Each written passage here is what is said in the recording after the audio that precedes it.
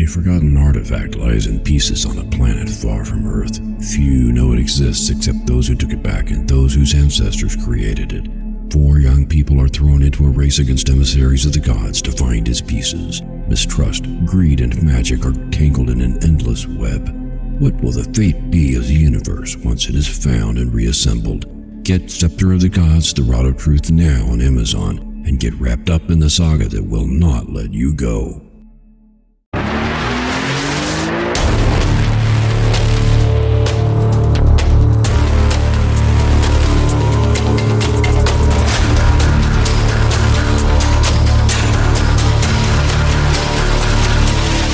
Good morning, and welcome to the Motivational Devotion, where we are merging motivation and spirituality to create a daily dose of confident positivity. I hope that this morning's podcast will help you to be more spiritually and positively motivated so that you can transform your day. Good morning, I'm Mark the Writer, and I want to thank you for joining me today as we continue our series, 50 Ways to Love Your Soul. I hope you've been able to follow along with this series and are finding it helpful in getting your new year going in the direction of your lifelong goals, as well as in deepening your spirituality. If you know anyone who could use some encouragement in setting goals or spiritual development, then please share this podcast or the blog version from motivationaldevotional.com. I close every one of these podcasts by saying to remember that the universe always has your back. Maybe it's time we talk a little about what I mean when I say that. People might certainly think that it's a nice sentiment, but some might wonder if it is really true. I think a lot of people feel like we are wandering around on this planet doing the best we can, but God continually puts obstacles in the way as if to purposely trip us up so we don't get too full of ourselves. I have literally known people in the past who believed something like that, but that's crazy.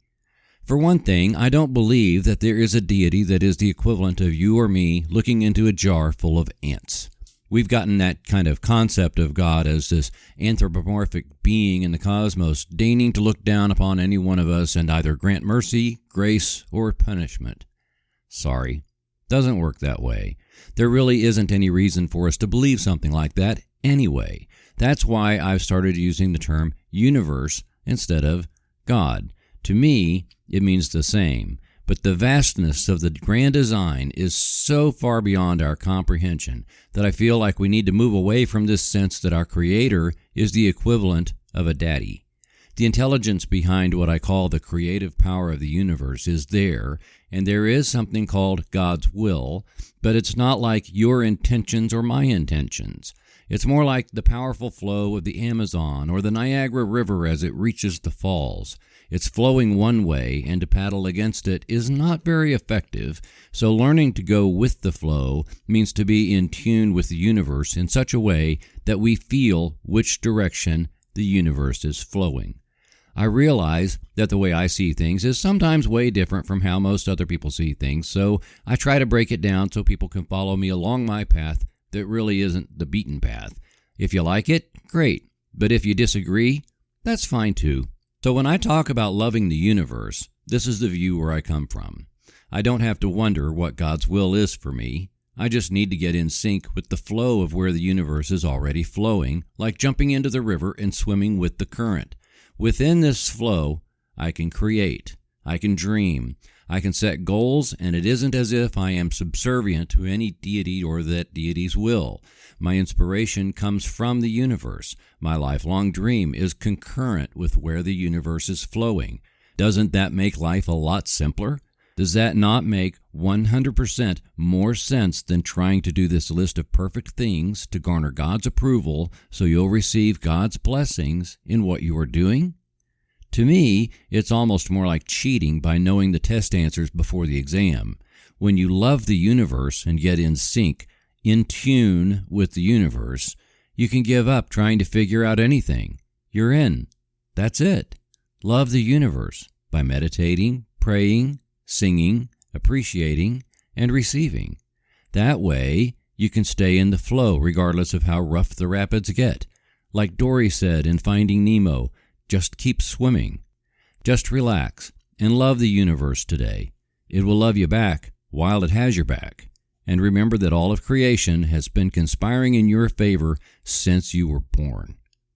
Lao Tzu said, "Life is a series of natural and spontaneous changes. Don't resist them. That only creates sorrow. Let reality be reality. Let things flow naturally forward in whatever way they like." Thank you for taking the time to listen today. Please help keep this podcast going by following the Motivational Devotional Facebook page, following @Threefold Way Radio on Twitter, and sharing the written format of today's message from motivational-devotional.com on your social media. I am deeply grateful for your support, and thank you for letting Motivational Devotional be part of your journey. Peace out. See you tomorrow.